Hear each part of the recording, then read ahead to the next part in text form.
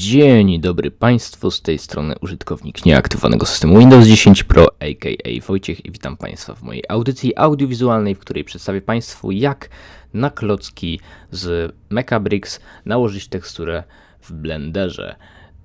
Przypominam, w Blenderze, a nie za pośrednictwem platformy Mechabricks. Zacznijmy od tego, że ten poradnik nie będzie perfekcyjny. Ten poradnik jest dedykowany użytkownikom Mechabricks Advanced, czyli można powiedzieć tego bardziej zaawansowanego, tego płatnego dodatku do Blendera, który w przeciwieństwie do Mechabricks Lite oferuje nam tutaj takie opcje jak zadrapania, odciski palców, jakiś brud, color shift, czyli zmianę kolorów, taką wiecie, tak jak teraz tutaj widać na tej ciężarówce, czyli zmiana kolorów, która ma wyglądać podobnie do rzeczywistości, to znaczy w rzeczywistości te klocki czysto teoretycznie zmieniają swój kolor, deformation i takie tam inne tego typu rzeczy.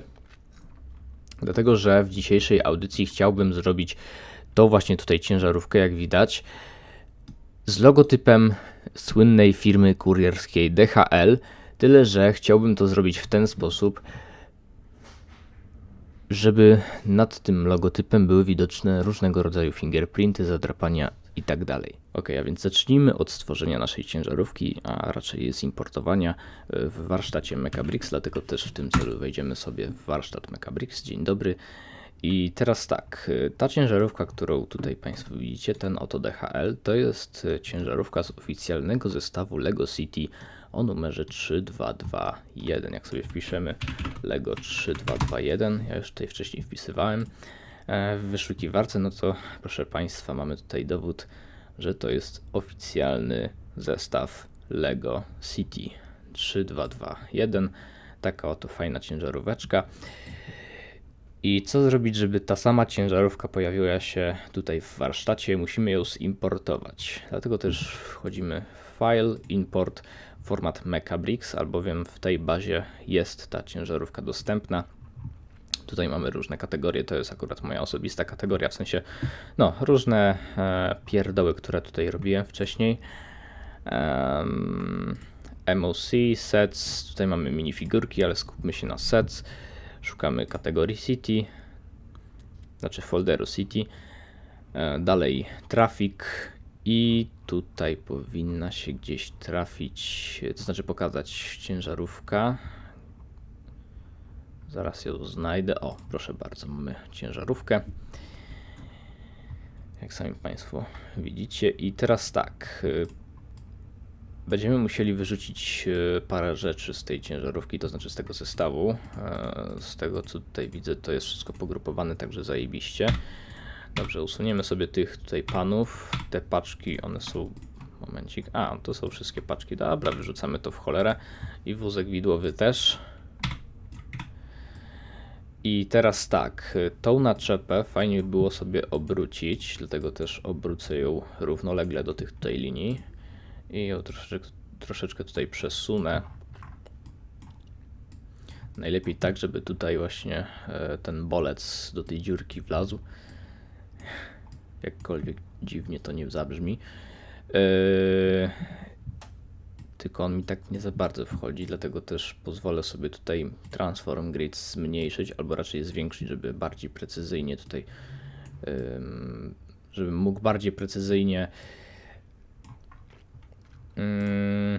poruszać moimi modelami.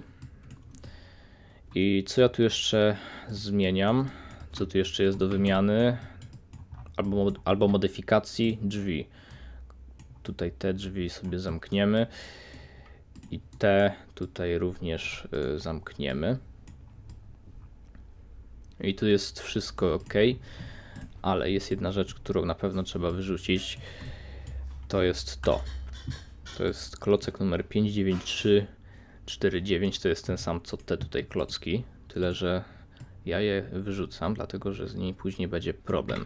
To znaczy jak przygotowywałem się do robienia tego poradnika, to miałem z nimi problem, dlatego też zduplikuję sobie, żeby to był po prostu czysty klocek 59349, a nie jakiś 59349D25, bo bo z tymi klockami, które mają logotypy na sobie, miałem problem podczas przygotowywania tego filmu. I tak samo z drzwiami. Drzwi to są 58380. Ok. To są prawe drzwi. A jak sobie wpiszemy tutaj na końcu jedynkę, to będziemy mieć lewe drzwi. I teraz wszystko jest git. Jeszcze tylko pomaluję na żółto te drzwi. No i tir jest czysto teoretycznie gotowy. A nie, jeszcze tutaj dach ciągnika 4.6 Valentino Rossi. Zastanawiam się, czy napić się Monstera Valentino Rossiego. Ale z tego co patrzyłem na profil smakowy, to on jest jakiś cytrusowy, więc nie dziękuję. No dobrze, no to mamy już ciężarówkę gotową. Aczkolwiek ja troszeczkę kolor jej zmienię. To znaczy wybiorę sobie ten konkretnie Flame Yellowish Orange, dlatego że jak przypatrzymy się kolorom DHL-a, no to te kolory, znaczy ten żółty jest troszeczkę ciemniejszy od takiego standardowego żółtego. Znaczy no, najzwyklejszego żółtego w świecie, można powiedzieć. No i co? No i wszystko jest jak widać gotowe, więc możemy teraz to sobie wyeksportować. Format Blender Addon ZMBX.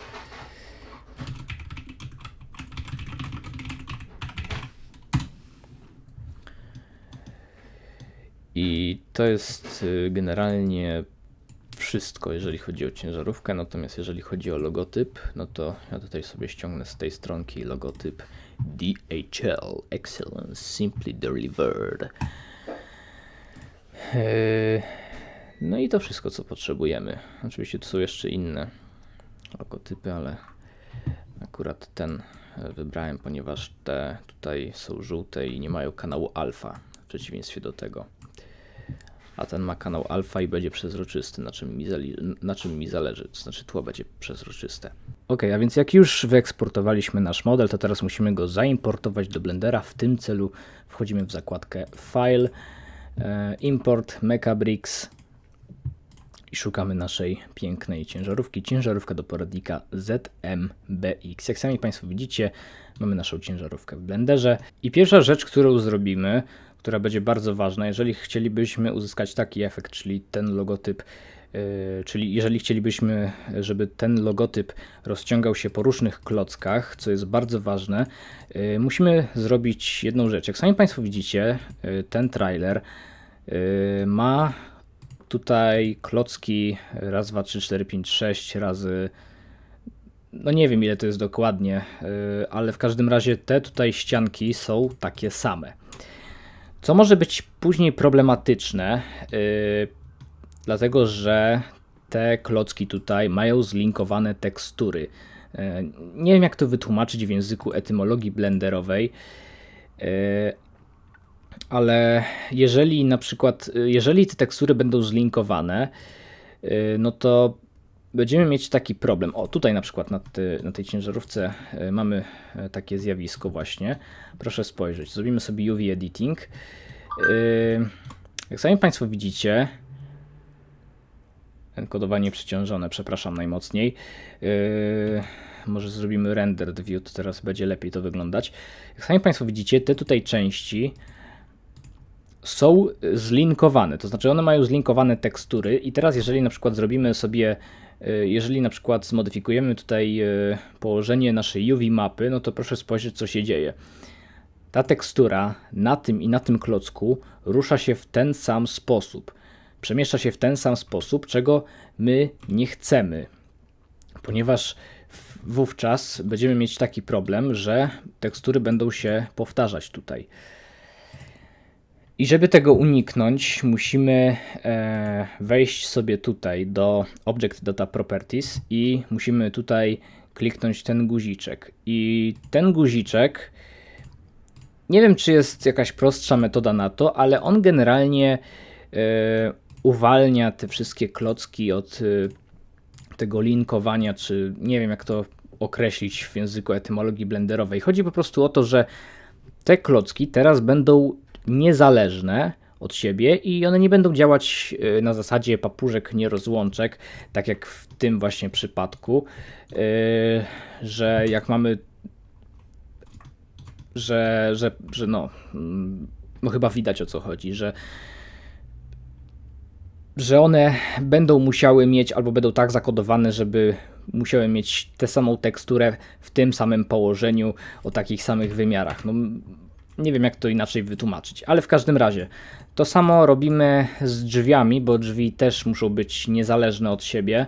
Tutaj mamy akurat po 3 sztuki lewych i prawych drzwi. Dobra, teraz wszystko jest ok. I tutaj tak samo z tymi tutaj klockami 1x6 i one też są tutaj na ciężarówce, dlatego też, żeby uniknąć potencjalnych problemów, sobie tutaj usuniemy.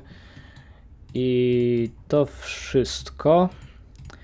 No i ok, to jest pierwsza rzecz, którą należy zrobić, żeby uzyskać właśnie taki efekt tego DHL-a, który się rozciąga po różnych klockach. No i teraz przechodzimy do głównej części dzisiejszego poradnika. Shader Editor wchodzimy. Jak sami Państwo widzicie, mamy tutaj nody, które są automatycznie wygenerowane przez Mechabricks.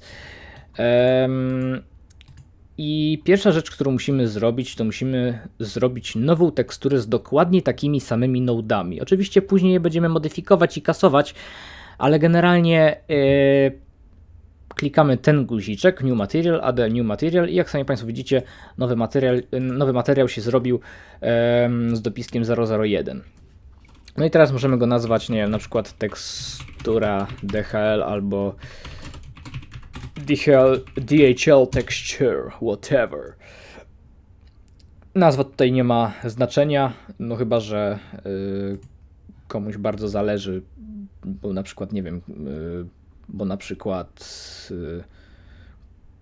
ktoś pracuje na projekcie, który ma dużo tekstur i chciałby, żeby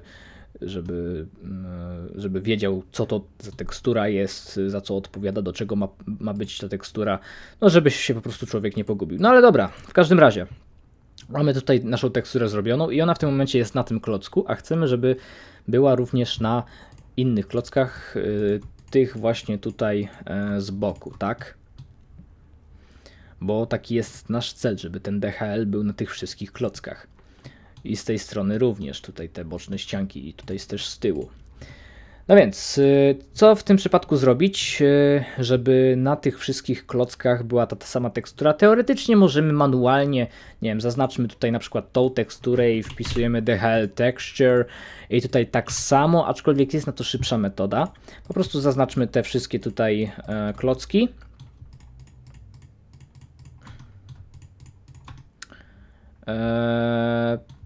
I ewentualnie, chociaż ten zostawimy. Teraz jako aktywne zaznaczenie zaznaczamy ten klocek, który ma DHL Texture. Teraz Ctrl L, Link Materials.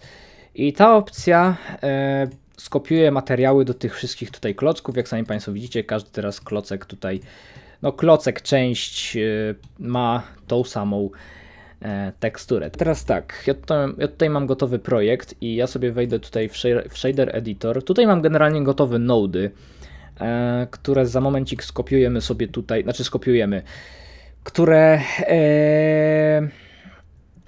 tutaj, które skopiuję tutaj, ale nie skopiuję tego za pomocą funkcji na przykład append, tylko po prostu będę ja na żywo tutaj modyfikował w projekcie. W każdym razie, dobra, jak tutaj patrzę, tutaj tak, Material Output tutaj jest napisany Cycles, aczkolwiek możemy tą nazwę wywalić, to znaczy to jest i tak ten sam node, co taki Material Output, więc to nie ma dużego znaczenia, aczkolwiek tutaj profilaktycznie dajemy na All. Dalej mamy Eevee Shader, to wyrzucamy, Mix Shader również wyrzucamy, Base Material zostawiamy, to dajemy na Surface. Tutaj mamy MB Color i teraz tak, zobaczmy Rendered View. Aha, bo ja Rendered View zapomniałem w ogóle, to za momencik zrobię i w sumie to nawet teraz zrobię. Zmienię sobie silnik na Cycles. Albedo and normal. Nie wiem, co ta opcja, czym się różni albedo od albedo and normal, ale nieistotne to w tym momencie jest. No i jeszcze tutaj jakiś HDRI sobie dodam, dlatego też pozwolę sobie tutaj wejść w shading. Environment texture, podłączę to do color. Nie, open poproszę, nie new. I zaraz to tutaj znajdę jakiś fajny, na przykład taki Blue Lagoon Night 4K. O, mamy takie piękne właśnie HDRI, takie pełne różnego rodzaju latarenek, lampek, światełek. No dobrze, w każdym razie, wracając do shader editora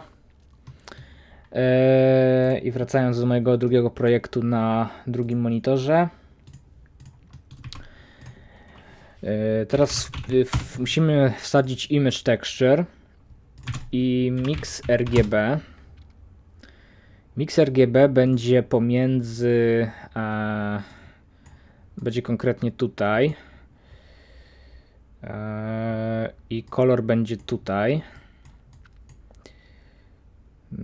Dalej MB color, bo tu jest color row, ale ten kolor tutaj wsadzamy tu.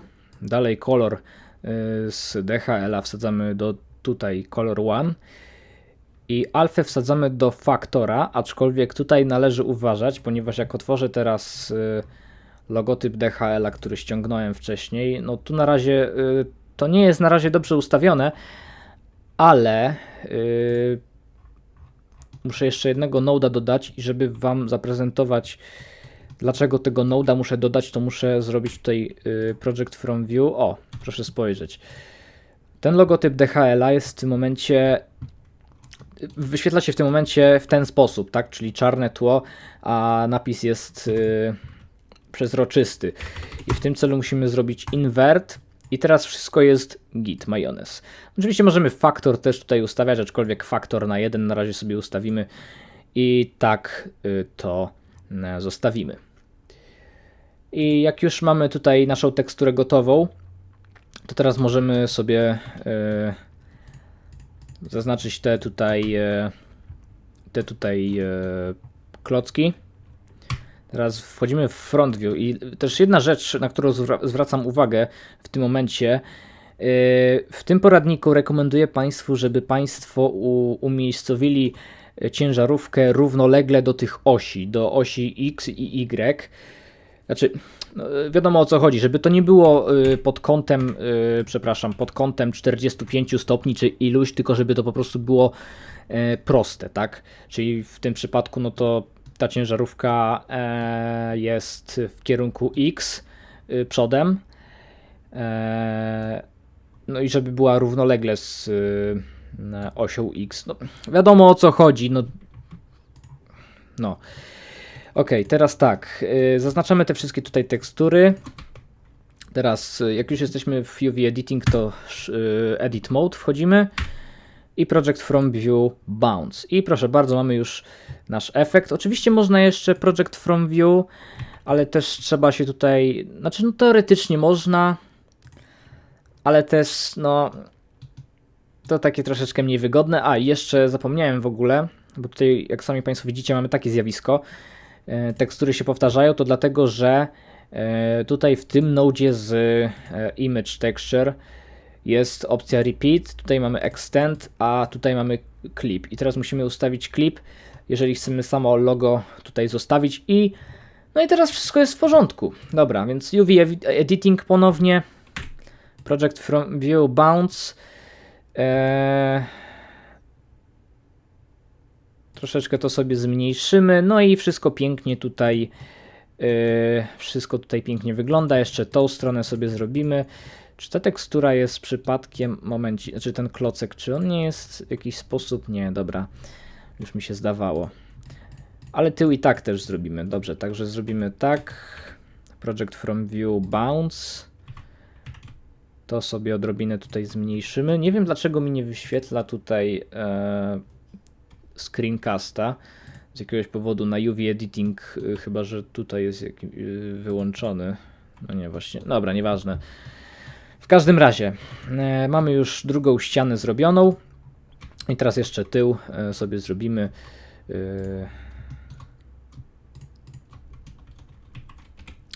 Project from view, a tutaj akurat troszeczkę to się tutaj pieprzy, dlatego zrobimy sobie po prostu zwykły project from view, żeby było tak, można powiedzieć, równo. O, proszę spojrzeć, teraz to ładnie wygląda. Ewentualnie jeszcze coś tu jeszcze do poprawy, no ewentualnie to troszeczkę możemy tutaj, o,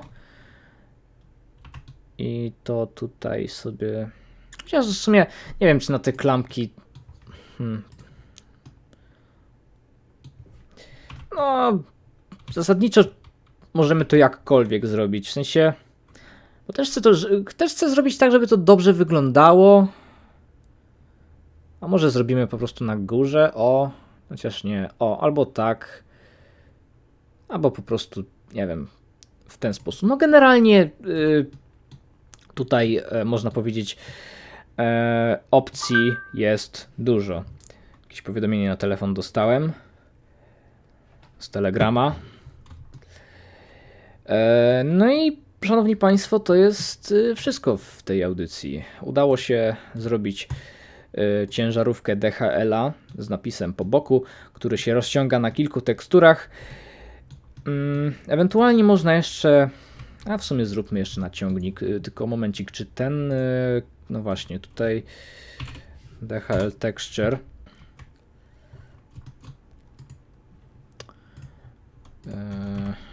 To sobie zróbmy Project from View, ale dlaczego mi się to tutaj...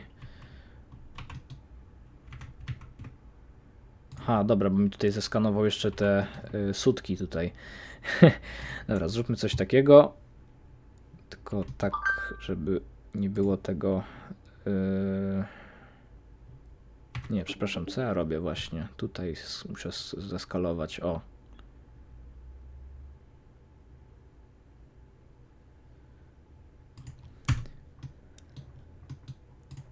No i z tej strony tak samo w sumie zrobimy. A nie, przepraszam, stop. Muszę jeszcze tutaj tą samą teksturę ustawić. DHL Texture. O, teraz będzie idealnie.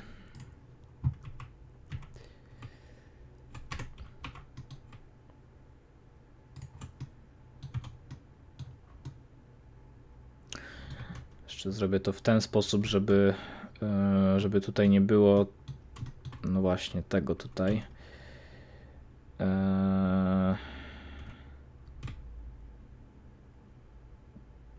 O. I to troszeczkę tutaj sobie zmodyfikujemy. No i proszę, i ciężaróweczka jest, szanowni Państwo, gotowa. Oczywiście można jeszcze na innych elementach sobie ustawić logotyp DHL, ale już na razie mi się nie chce. Myślę, że wystarczająco dużo zrobiłem w tej audycji. Także, szanowni Państwo, gotowe. Jeszcze jedna ważna rzecz, o której zapomniałem powiedzieć, jest taka, że jeżeli ktoś z Państwa ma Macabricks Advanced i chciałby tutaj te wartości sobie, tymi wartościami sobie manipulować, to będzie mały problem.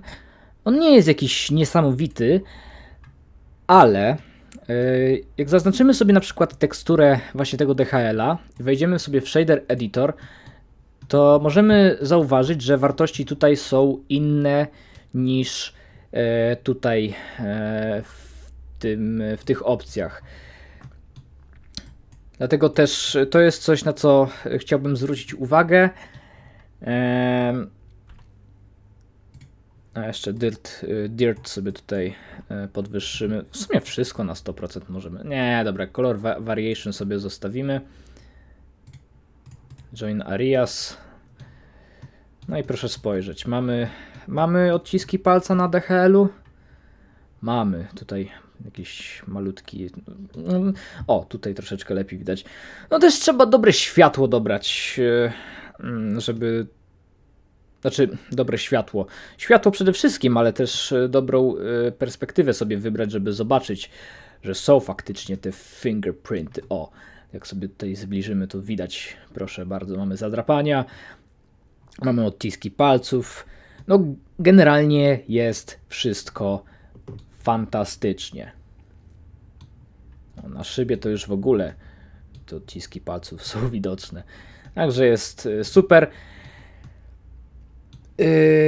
Także myślę, że to wszystko w dzisiejszej audycji audiowizualnej. Mam nadzieję, że udało mi się wytłumaczyć większość rzeczy i że ten poradnik w jakiś sposób pomoże komuś, kto chciałby podobny efekt uzyskać albo chciałby na przykład w ten sam sposób nałożyć logotyp na przykład jakiejś linii lotniczej na model samolotu z Lego czy coś innego.